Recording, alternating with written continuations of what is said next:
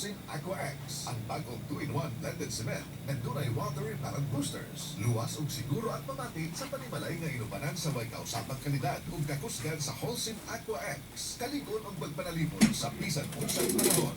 Tatagat proteksyon sa pang panahon. Man, pangalan ko, limot na ng jowa ko sa tagal namin nag-quarantine. Mahal na mahal ka pala ng jowa ko eh. Sa sobrang tagal namin nag-quarantine, nalimutan na niyang may jowa siya. Ang matibay na samahan, magaan, Tanduay Light. Magaan ang may kasama. Drink responsibly. Para sa matibay at magaan na samahan, Tanduay Light. Drink responsibly. Hi, David King Jeronimo po para sa MX3. 2 years ko nang kasama ang MX3 capsule.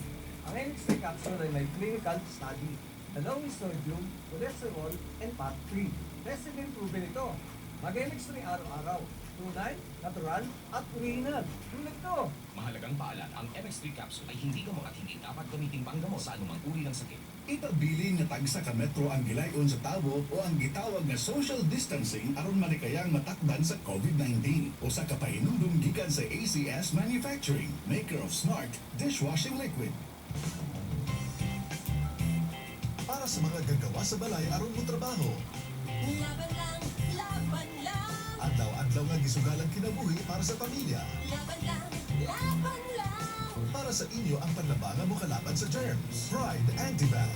Dunay germ knockout action. Kills up to 99.9% of germs tested. Ginatanggal ang buga o mancha. Para sa pamilya, para sa kahimsog. Laban lang. Pride, ang labanang alimpyo mo kalaban sa germs. Pride, manufactured by ACS Manufacturing Corporation, ISO certified world-class quality. ACS. Ako si Ramsey Tangkonsyan, usa ka architect. Nakahibalo ko nga dili gyud malikayan ang tensyon o kakapoy sa trabaho. Pero nakong tabang ang akong pagtumar sa MX3 capsule na pulo ng katuig ron. Sabay sa saktong pagkaon ug ehersisyo. Mura na og himan ang MX3 capsule sa akong kinabuhi nga nagapahimo kanako nga mas maayo pa nga architect ug mas maayo na bana sa akong asawa ug papa sa akong mga anak. Mahalagang paalala, ang MX3 capsule ay hindi gamot at hindi dapat gamitin panggamot sa anumang uri ng sakit. Panahon sa takdanay, naapoy takdanay sa balay, nga di mabantayan. Tungod ang sponge kay mahimong pugaran sa milyon-milyong kagaw nga mahimong makatakod sa kananan.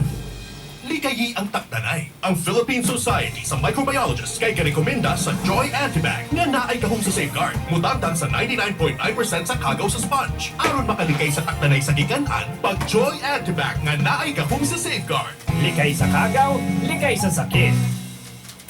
Pag-Joy Antibac, aron makalikay sa takdanay sa kananan.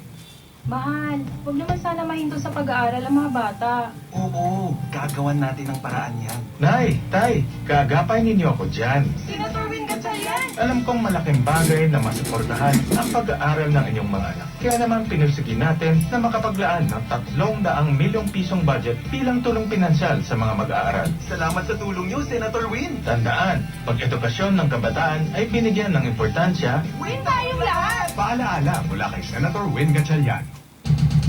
Ito ang DXDR 981 sa Dipolog City. Basta balita at serbisyo publiko. Tatak RMN. Fátima dolorosa mostraste el fuego infernal, pidiendo para salvarnos un corazón veneral. Ave María, Ave María, Ave María,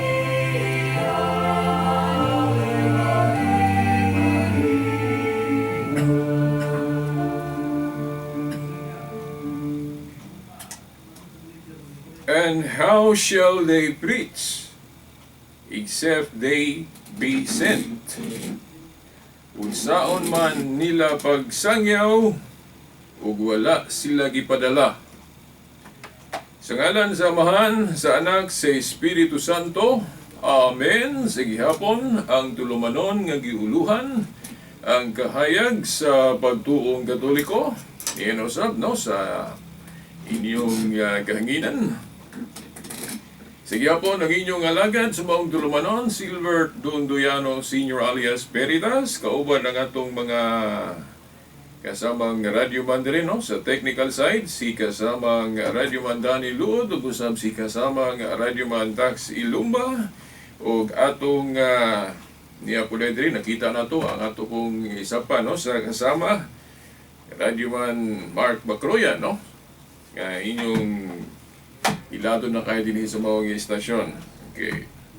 Atong pagyukbo sa atong station manager. Sige po, no? Si station manager Edgar Nagumo, uban na sa mga kauban, no? Nga mga radyoman. Akong pag-greet kaninyo mayong adlaw sa Ginoo o atong pagyukbo kaninyo. Kaninyo nga mga listeners, mga tipaminaw, maghapon, maayong adlaw sa Ginoo o sa social media, maayong adlaw sa Ginoo sa gihapon kanatong tanan. Atong pagyukbo sa atong halangdong obispo, Most Reverend Severo Caermari, uban sa mga kaparian, sa mapananglit sa atong yung Bible Director, Reverend Father Ramil Curong, no? Uban sa mga kaparian sa maong diocese, bisan na dili sa maong diocese. Akong pagyukbo, mayong adlaw sa Ginoo. Okay, diretso dayon tano mga tinakod nga tigpaminaw sa atong segment karon sa tulumanon. Atong giuna pagkutlo kining giasoy ni San Pablo sa Roma Kapitulo 10, versikulo 15. And how shall they preach except they be sent? Kung saon kuno pag sangyaw kung wala sila gipadala. Kung sa may but pasabot ani, no? Kung saon kuno pag sangyaw kung wala sila gipadala. No? Kinsa may kaingon ani si San Pablo. Si San Pablo naghisgot diri og authority sa pagpanudlo. Iyang gipasabot diri nga dili kay bisan kinsa nalay mutudlo niya Biblia man, anak pulong man sa Dios, niya mutuo dayon ta. Gi-emphasize ni San Pablo dinhi ang kanang pagkapinadala. Sa to pa ang pagka gi-authorize nimo. Ngano man, nahinumdum mo nga atong gikutlo tong naghisgot ta og kana galing magisterium, no, sa miagi man tong Sibya, di ba? Naghisgot ta sa magisterium. Nga ang unang magisterium nga gipili ni Kristo mao ang mga apostoles. Unya atong gikutlo ang San Juan kapitulo 20 bersikulo 19 hangtod sa 23. Na diha mabasa. Di ba? Kanang pulong magisterium ato naman ang gi-explain nga dili na mabasa litra por litra sa Biblia. Pero ang ipasabot ana kanang naa sa Juan 20:19 hangtod sa 23. Di ba? Kay kanang pulong magisterium lagi atong balikan gamay gikan sa pulong Latin nga magister. But pasabot teacher. Si Kristo teacher man, di ba? Oh, unya kanang pulong gyud nga magisterium but pasabot ana samahan ng mga guro o grupo sa mga teacher. Oh. Ang ipasabot nato ana kanang nasa Juan 20:19-23. Ang unang grupo sa mga teacher nga gi-authorize ni Kristo ang mga apostoles. So sila ang unang magisterium.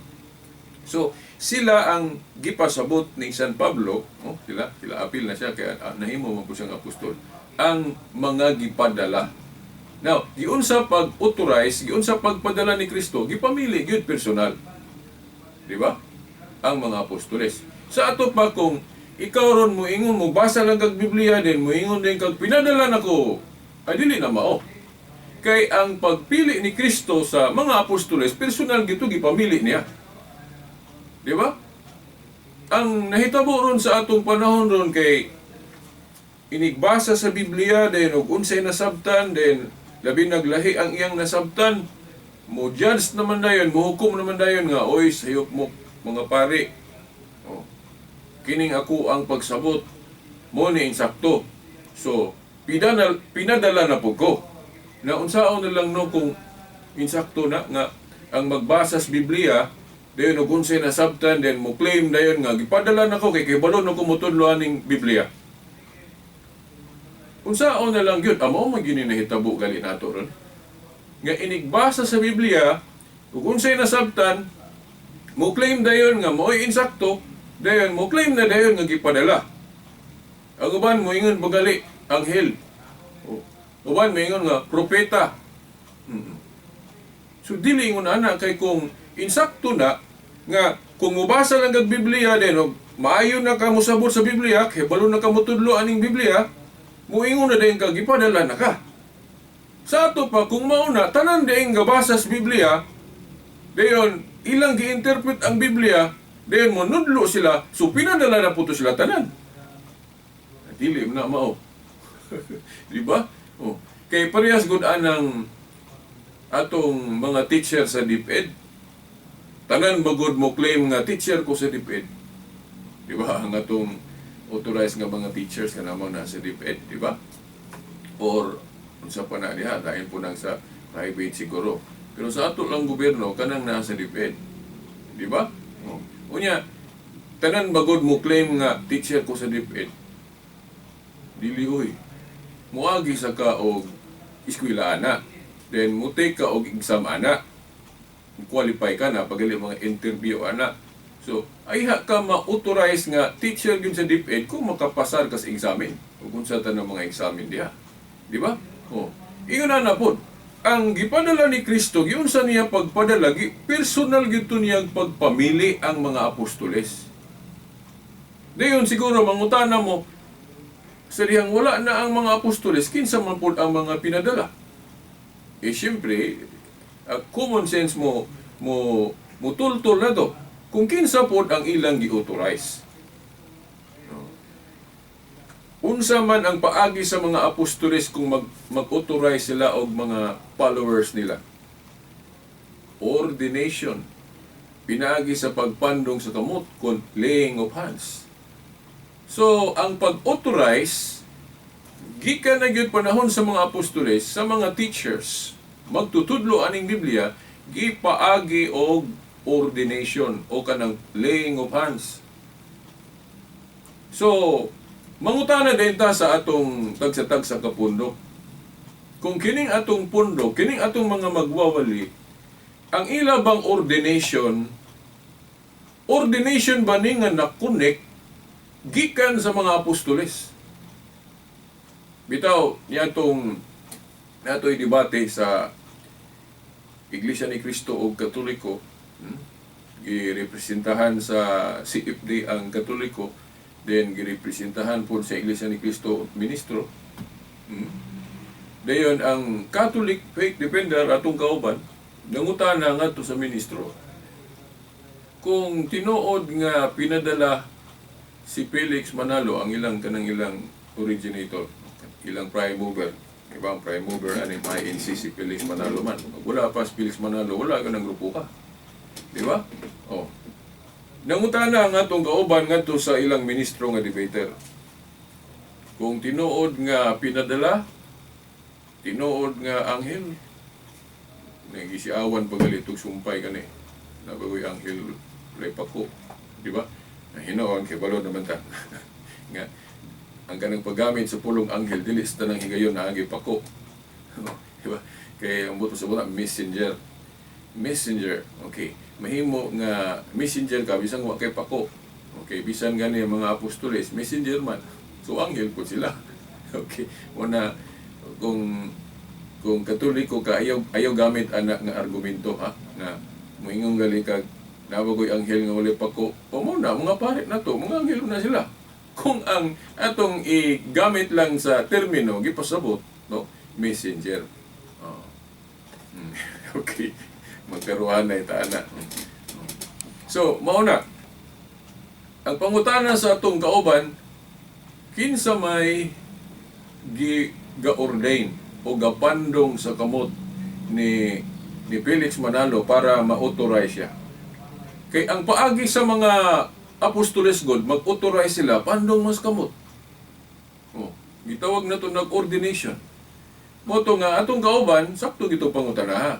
mahimo lang authorize si Felix Manalo kung gipandungan siya o giordinahan siya. Now, mahimong karon ang Iglesia ni Cristo na apo sila ordination, di ba? Kay dili man ka mahimong ministro o di ka ordinahan, dili ka pandungan sa kamot. Di ba? So, naapod sila yung ordination. Pero ang pangutana, muadto mangguta sa gasugod anak, kisa may gasugod anak, kisa may gapandong niya, kisa may ga-authorize niya. Wala. Honest po to sila, wala. Kanya ila lang gidipinsahan nga, nirason lang ang INC nga, kung ikaw good mo ay gasugod, sa ato pa nag-admit na sila nga, nagsugod yun sila ato. Ato panahon na, dili yun sila nagsugod panahon sa mga apostoles. Nagsugod yun ilang grupo ni Felix Manalo. Oh. Sa concept kuno diri sa Biblia, kung ikaw maoy nag-una, di na kinahanglang pandungan pagkaskamot o ordinahan ka. Kaya ikaw go'y gauna, nakinsa man kunin mo pandong nimo nga wala man ikaw go'y gasugod. Oh. Nihatag po sila example nga parehas ni isa po tong mga propetaha na ilang example na limot ko kinsa to ilang imong example nga parehas ato niya wa man to giingon diri nga gipandungan to siya o giordinahan siya. Pandungan siya sa iyang ulo. Kaya nga naman, kay siya may gauna. Unya, ang CFD po, datong kauban, ni-argue nga, but ni mong ipasabot, kato di ang gisugdan ni Felix Manalo, dito di ay gasugod. Kano sa aman di ay gasugod ang iglesia gyud nga tinuod nga gitukod ni Kristo?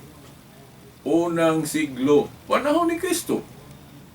Unya, kining ni ang iglesia ha, magpadayon ba ni? Dili ba ni maguba? Dili ba ni mawala? Kutlo na teksto ang CFD nga sa ang pagkagubaan ng ligpon man na, gisaaran man na ni Kristo nga bisan hanggang haan sa Hades, dili makabuntog din eh. Dili makabuntog. Dayon na sa Mateo 7, 24 hangtod 25 nga kana kunong balay, gipasumbingay pagka-istorya dito, nga tukuron ibabaw sa bato, dili maguba. Bisan pag bagyuhon. Basta matukod sa ibabaw sa bato. Oh, kay maayo pagkapundar ang haligi kay natukod ko ibabaw sa bato. Sa paghanginon kuno ayo ana, dili gyud kuno mulukapan, di gyud maguba. Mahimo siguro nga ang bungbong kay wa may pagkalansang, moray napalid ang atop, wa may pagkalansang. O unsa pa diha kanang nay mga sub-material gi panggamit sa bungbong, moray nangalangkat. Pero ang tibuok structure yun, ang haligi, nagbarog yung gihapon ng maong balay. Kaya natukod man ibabaw sa bato. Ingon anak po kuno ang iglesia. Ang iglesia ang gitukod ni Kristo ibabaw sa bato. Sa ito palikon, hindi gid siya mawala, magpadayon gid siya. So kay magpadayon siya, sa ito pa, kanang ordinasyon, pag-authorize, pinaagi sa pagpandong sa kamot, dili na mawala. Magpadayon na. So, dili makapasar tong argumento sa INC nga, okay, kung ikaw may nagsugod, di nakakinahanglang ordinahan pa, kaya sa mo kunay mo pandong nimo nga ikaw may gasugod. Oh.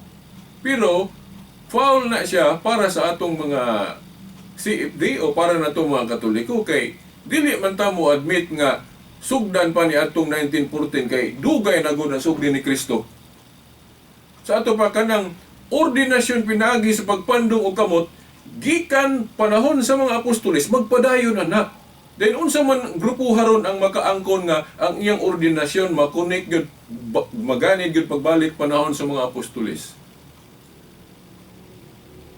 Only the Roman Catholic Church. O ang Orthodox na apil po sila kay ni siak ang Orthodox 1054. Di ba? Katong schism. Oh, unya ang ordination gikan sa mga katong mga paring Orthodox, gikan naman sila sa Katoliko. So mahimong valid to ilang ordination. Kay katong gapandong atong mga minister nila, itong mga pare nila, obispo nila, nakunik man gyud sa panahon sa mga apostoles. Kay usara man ang maong simbahan sa Katoliko kang wa pa masiak ang Orthodox. Sumao na nga nakunik ang Orthodox sa ordinasyon gikan sa mga apostoles. Pero ang sipyat lang sa Orthodox kay dili gyud ta tumao ilang gibuhat kay ma-disunited man ta kung masiak ta. Pero ang claim sa Orthodox, ang Katoliko mo kuno mo ni Simang, okay, una nga, issue na po na. Una nga, hangtod karon sige pong gihapong gadibate, ana. Diba? Ug asay tinuod yun nga nasumpay sa mga apostoles. Roman Catholic ba o Orthodox? Oh. Pero valid yun ang ordination. Kaya makakunik man yun ang Orthodox. Pero kining ubang mga grupo ron, unsaon nila pagkunik? Nga, pagkataasa kayo, no? Kanang INC 1914. So, valid tong pangutana sa CFD nga to sa ministro. Kinsa may ga-ordain ni Felix Manalo? May galing kay Anis na po silang nitubang nga. Wala, kay wala magyud. So, bot pasabot, dili tinuod nga pinadala si Felix Manalo. Pero magbantay ta, kay naay mga bersikulo diri sa Biblia, nga ilang kutlo-kutloon, nga ilang itumbok nga si Felix Manalo kuno na. Nga maigo ra pud sila gani sa pagkutlo-kutlo anang Galacia 1:8-9 nga niingon si Pablo nga ayaw mo patuoan ng mga magtudlo ninyo og mga pagtulon-an nga wa na mo itudlo. Ang pangutana, tamaan magud sila na o dili? Dili sila tamaan na matamaan sila kay bisag unsaon nimo bali-bali diri sa Biblia, sulat ni Apostol Pablo, wa gyud nag-ingon ang mga apostoles nga ang katumanan anang pinadayag City Dostres si Felix Manalo. Wala pa po si Felix Manalo panahon sa mga apostoles. So, kanang ilang argumento nga kutloon nila ng Galacia 1:8-9 nga dili kuno tuhuan ng magsangya og mga pagtulon-an nga wala gitudlo sa mga apostoles. Sa ato pa, base sa giingon ni San Pablo, kung gusto pud ilang pagsabot anang giingon ni San Pablo, maapil sila ka dili angay tuhuan kay wa man magtudlo ang mga apostoles nga ang katumanan anang pinadayag City Dostres og napa na sa Isaias, napo sila kutloon si Isaias nga si Felix Manalo kuno na. Oh. Tung mananagit ko nung langgam nga si Siro ra ba ang gitumbok ato. Oo. Wa gyud bisag usa ka apostoles ang nagtudlo nga si Felix Manalo na. Di ba? O uban pang mga pundok ron nga magkutlo og mga tudling sa Biblia din ila yung gamiton na nga teksto nga ang among founder, ang among magtutudlo may gipasabot ana. Wala ba na diri sa Biblia? Di ba? O wa po'y apostol nga nagtudlo ana. Kanang moingon sila nga si Ellen White propeta na ilaran ng pagsabot wa may usa ka bisag usa ka apostol nagtudlo ana, di ba? Moingon sila nga dili man tanan litra por litra, apil man ang pagsabot. So mangutana po ta, asa man gisabot sa mga apostol nga si Ellen White propeta bisag dili dias Biblia, bisag laing libro, basta kay apostol. Kung insakto lagi inyong pagsabot anang Galacia 1:8, Galacia 1:8-9 nga dili gyud ta mo tudlo og wala gitudlo sa mga apostoles, nya kay wa man magtudlo ang mga apostoles ana. Kana pong moingon ta nga si Joseph Smith propeta. Wa gyud tay mabasa na sa Biblia. Nya wa po'y libro nga naghisgot gihapon ang mga apostoles nga naay moabot nga propeta lain nga mo na iyang ngalan Joseph Smith. Dili pa po na nila may isgutan kay wala pa po na silang panahon ng kawana. Di ba? Oh. So, sa ilang kaugalingong pagtulunan o argumento, matamaan sila. Kanang ilang interpretation sa Galacia 1:8-9. Kanang moingon sila nga, dili Roman Catholic Church ang Iglesia ni Cristo nga gitukod. Dili Roman Catholic Church ang tinuod nga Church of God. Na ako'y hinabi ana sa internet ng usa ka miyembro ni Soriano. Ingon siya nga, dili Roman Catholic Church ang tinuod nga Church of God. Ako siyang ipangutana, asa mabasa na sa Biblia? Di siyang kabasa. Mingon siya, o may mabasa nga Roman Catholic Church na. Wala lagi. Wala lagi tayo mabasang litra por litra nga Roman Catholic Church na. Pero history will show us nga kanang Church of God, gihinganlan po ng Roman Catholic Church. Nganlan di ay sa laing ngalan, mawala na day ang iyang pagkasiya. Ako, pananglit. Ako, ang gingalan yun sa akong ginikanan, Silbert. Then, gitawag po ko as my nickname, Bobby. Ang pangutana, sa dihang gitawag ko Bobby, dili na ba ko si Silbert? Kay gitawag ko Bobby. Dili na mao. Kunya, pagkadako pag yun ako, mahilig na ko butyag tinuod sa radyo, na nagamit na akong call sign ka ng Veritas. So kay gitawag man kog Veritas, lain naman ang description. So dili na ko si Silbert. No, wrong.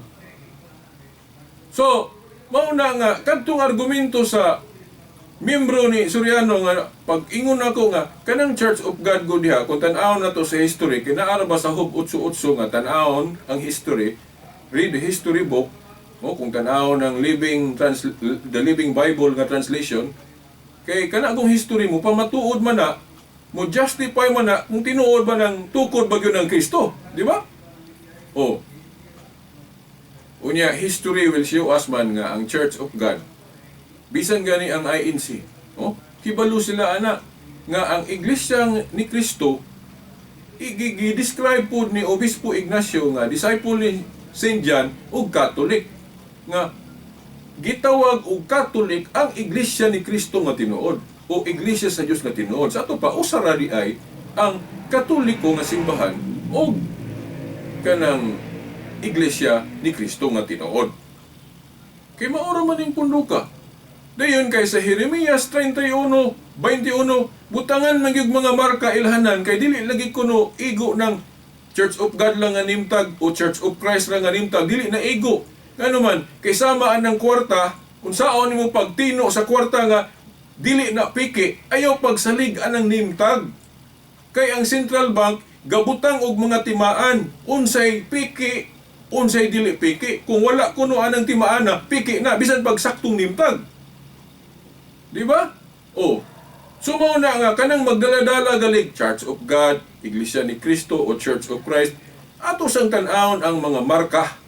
Kay ang mga authorities gabutag mga marka ana para mailhan unsay piki, unsay dili piki. Parehas anang atong kwarta dili ta magsalig anang 100 peso bill, 500 peso bill, sakto laging nimtag, sakto pong kulor, sakto pong gidat-on. Paghiling sa mga marka description, wala man, so piki, bisan pag saktong description. Nga ang pangutanan na po, kinsa man ang authorized nga mabutang og description, bisan kinsa ba? Dili, bisan kinsa. Kay kana galing atong Central Bank, dili man po ka, kung dili ka membro sa Central Bank, dili ka authorized mo butang og marka, dili man na, manghihapon ka ma-authorize ana. Di ba? Sulay ra gud og himo-himo kwarta din, butangi po description nga imong kagalingon, mahimo bago ng genuine, dili, piki lang gihapon na. Kung wala kay authority nga mabutang og description. So karon ang pangutana, kinsa man pod ang makabutang og description nga authorized? Siyempre kadtong mga tao nga ang ilang authority gikan sa mga apostoles. Unya kung tanaw na to sa history, mga obispo man nga Katoliko ang nakasunod sa authority sa mga apostol. Sa ato pa, mga obispong Katoliko ang makabutang og genuine nga description. Unya kay gibutangan man nag description sa mga obispo o Apostolic Council of Nicaea 325 AD. Unya, gibutangan po og description ang iglesia sa Dios nga tinuod og Roman yadtong Council of Trent. Dili mangali sila musupak ana nga naa na sa history. Na atay ebidensya nga ang Church of God gidescribe po Roman but pasabot ang sentro naa sa Roma na. Na sa sunod Domingo ako ning ipadayon kining description nga Roman, no? Wa na ako ning gidali-dali kay nindot kay ni nga topic kay ang uban mo dawat sila sa description nga Catholic pero dili na dawaton ng Roman nga historical na nga ang kanang Catholic Church ni Kristo gihulagway po ng Roman kay ang sentro na sa Roma. Ato ipadayon sunod Domingo pohon. Hangtod sa sunod di gayon, sunod Domingo pohon, kini inyong alagad Silbert Dondoyano Sr. sa ngalan sa Amahan, sa Anak, sa Espiritu Santo. Amen. Fátima dolorosa, mostraste el fuego infernal, pidiendo para salvarnos tu corazón veneral. Ave María, Ave María, Ave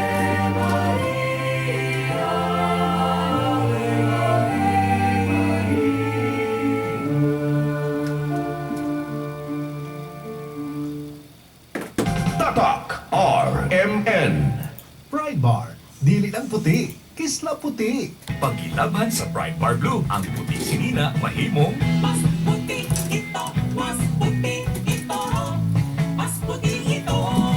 sa Pride Bar Blue, pwedeng dili na ko magtina, anyen o bleach. Kaya ang Pride Bar Blue, dunay power whitener nga sa umsum sa matag hibla. Mao nga sinina, kisla puti ug humok pa sa kamo. Mas puti ito, mas puti ito, mas puti ito. Pride Bar Blue with power whitener. Dili lang puti, kisla puti. Pride Bar, manufactured by ACS Manufacturing Corporation.